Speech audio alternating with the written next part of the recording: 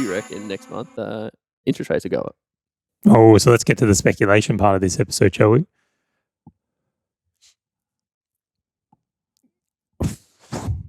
No, we haven't stopped recording here. I'm in deep thought. Every time I think I've got this worked out, I don't, and we just don't know what's going to happen. I keep hearing the idea that we're almost done. I'm just going to theorize to, like, if I was in the position that everyone else is in right now, I just look at it and see, like, maybe there's more, maybe there's not. My view is that it wouldn't surprise me if there's one or two more rises just to really jawbone the economy and smash this inflation and make sure that consumers don't get out of hand. On the other side of it, I look at it and think it's insane to not wait for more of these lag effects to come through. So I'm actually probably a pause for the next 2 months and then maybe one more rise is my view at this point. See, I reckon one more. I reckon it's going to be another 0.2, 0.25. And the reason that I think it will be is because, like, you saw unemployment started increasing, but it increased by 0.2. So I know that is a factor as to why they'd want to hold off, because I'm sure there's others to wash through. But man, even like looking at the news for this episode, man, it's so bullish. Like, there's so many properties that are that's the part that concerns me. And so I look at that, the amount of immigrants, like you've now got China coming in, investing back in Australia. Like, there's so many of these things that are continuing to push the money through the economy that I'm just like, Can I share something anecdotal though? Yeah. Is that I don't butcher that one? That's no, the one. You did well. We went out for dinner recently with actually a good friend of the show, Aaron. Yep. So we went out to dinner with Aaron and Karina, and we had a lovely meal.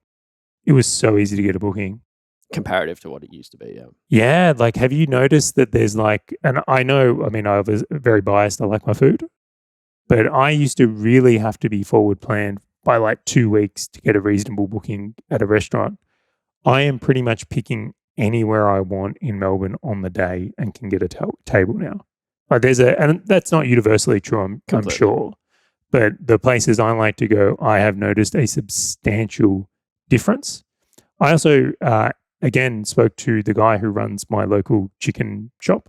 Like, we do chicken and chips on Thursday night, Grant. Jack loves it. I love how you're getting economic advice from a chicken shop guy. Yeah, well, I'll put it out there.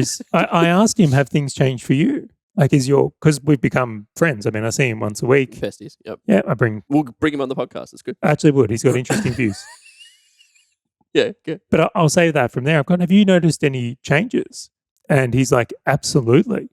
And I said, can you share? And he's like, overall, he goes, why the amount of customers we have is probably only dropped about 10%, which I still think is a reasonable amount. He goes, spending behavior's changed. So they're not spending as much for chicken and chips. So he would routinely, and he was talking about, like, because in this chicken shop, they do chicken chips, and then they got the salads, and then they do like premium meats of, like, gyros and all that stuff as well in catering. He said chicken and chips, they're like staples. Up, other two sections way down. Their premiums are down. Yeah, so his spend is actually changed. He said about 25 to 30% since peak, which I was like, I think that, again, just looking at it, and I know, well, food is one of the ones people tighten first in behavior, but I would love to be able to get some data on like holiday stuff. I mean, we're away right now, which is interesting. Nothing's been that busy. No, it's been empty. So I look at it and say, are these the signs? Like, we've referenced on this podcast before, and even in our other podcast, Business and Investing, shout out to the other show. Woo! I actually look at that and start to consider that it's like, I can't believe that. Can I share one more? Go. We really enjoy taking Jack to caravan parks, like the big four caravan parks and all these other places, because they're normally packed with kids. If, as a parent, when they've got amazing, it's like Disneyland for kids. Like, you got a toddler. Some of these caravan parks are amazing.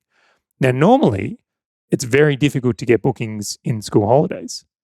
So what generally happens is there's like, I don't know if it's an unspoken thing, but if you have kids that are like under 5 and not in school, you generally go the weeks around school holidays. Before and after.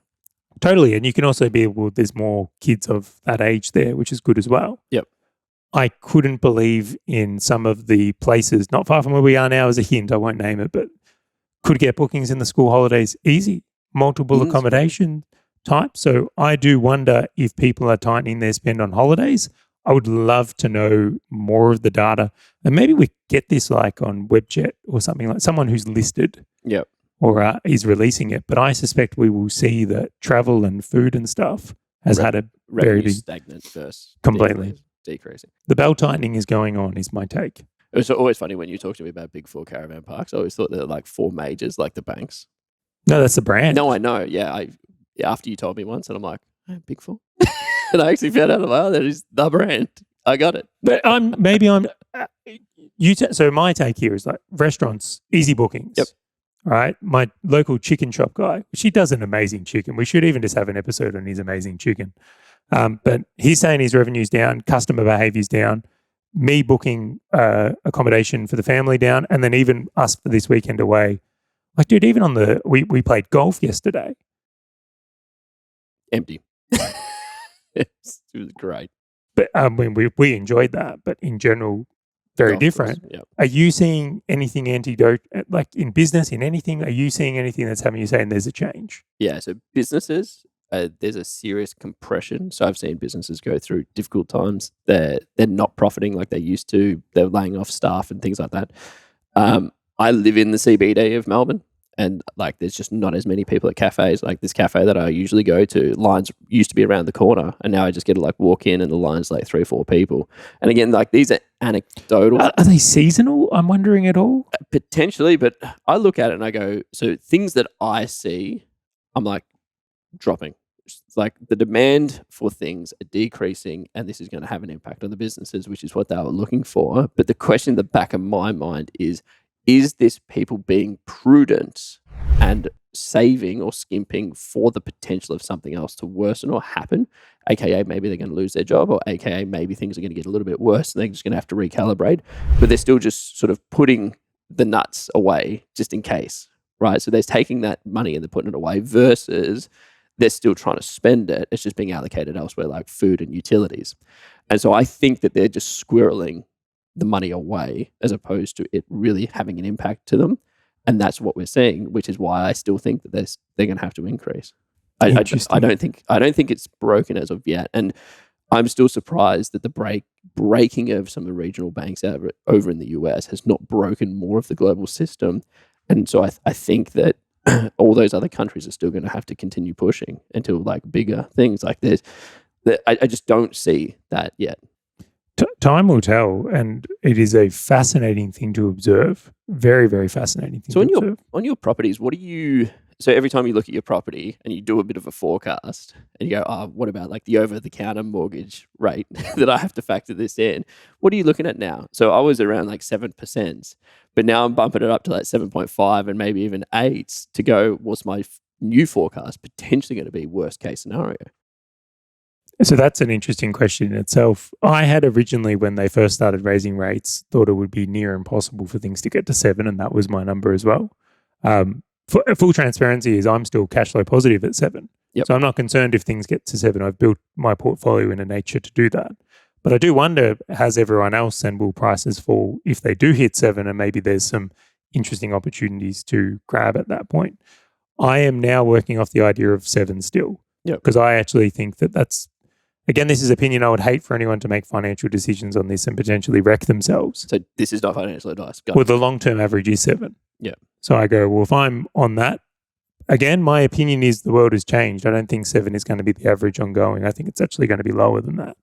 But I would think that in today's world, depending on the stage of the journey you're at as well, like maybe you start pretending things are 8. Like, can I survive and last if things hit 8%? It's not unreasonable to think that way at this point. Interesting. Because I was looking at properties, like investment properties. I was like changing to like a 7.5 to go, all right, worst case, where am I going to land on this potential purchase? Just to factor that in.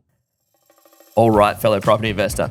If you loved the value from this short video and wanted to know more about how you can win at property investing, check out the full episode by clicking the link on your screen or in the description right now. Alternatively, click subscribe and you'll never miss another one of these videos.